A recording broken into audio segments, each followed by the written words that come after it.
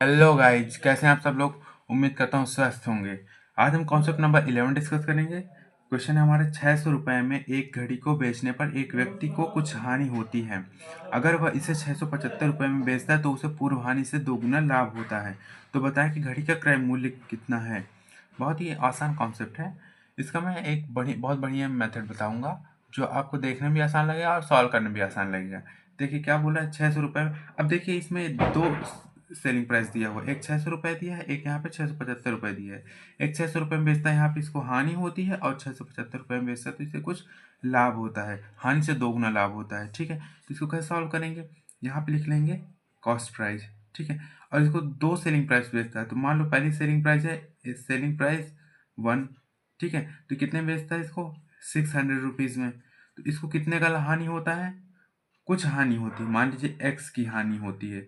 क्या होती है, एक्स की हानि होती है। माइनस हमने इसलिए लिख दिया ताकि ये हमको पता चले कि यहाँ पे हानि होती है। मतलब कोई चीज़ अगर 600 रुपये में तो उससे नीचे गया होगा, 100 रुपये में हो तो 100 रुपये से नीचे गया होगा, 99, 90, 80, ऐसे 600 रुपये में है तो 500 में, 400 में, या कुछ ऐसे ही। तो हमने यहाँ पे माइनस लिख लिया।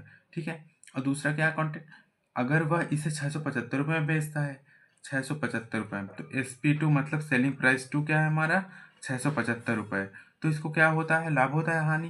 यहाँ लिखा हानि से दोगुना लाभ होता है। अगर हानि हमारी x है तो दोगुना लाभ होता है, तो 2x हो जाएगा, और लाभ का मतलब प्लस होगा। ठीक है, यहाँ पे प्रॉफिट। अब क्या बोल रहा है, तो बताएं घड़ी का क्रय मूल्य क्या होगा।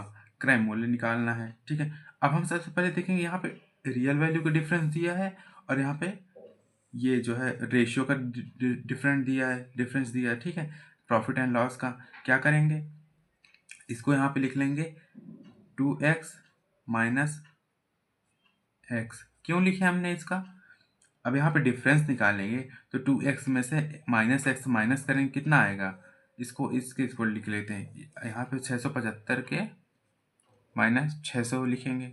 ठीक है, अब यहाँ पे इसको जो है माइनस करेंगे, कितना आएगा माइनस। यहाँ पे देखिए अगर ब्रैकेट के पहले माइनस आता है तो ब्रैकेट के अंदर का साइन चेंज हो जाता है, तो ये माइनस वाला माइनस माइनस यहाँ पे क्या हो जाएगा, प्लस हो जाएगा। ठीक है, तो यहाँ पे एक्स हो जाएगा 675 में से 675 में से 600 गया कितना आ जाएगा, 75 आ जाएगा। ठीक है, यहाँ 3x हो जाएगा, 3x इक्वल टू हो जाएगा 75, x इक्वल टू हो जाएगा 25।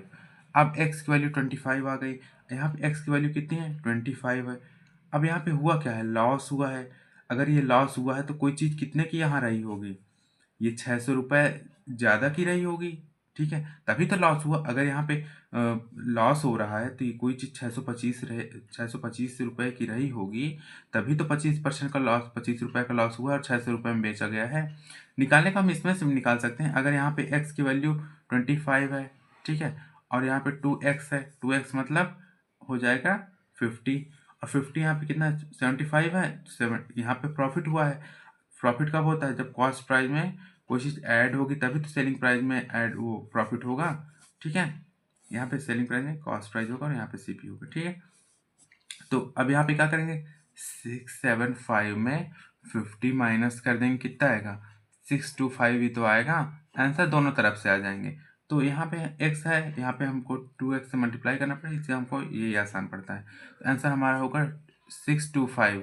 तो इसका कॉस्ट प्राइस कितना आ जाएगा, 625 रुपये। उम्मीद करता हूँ समझ में आया होगा।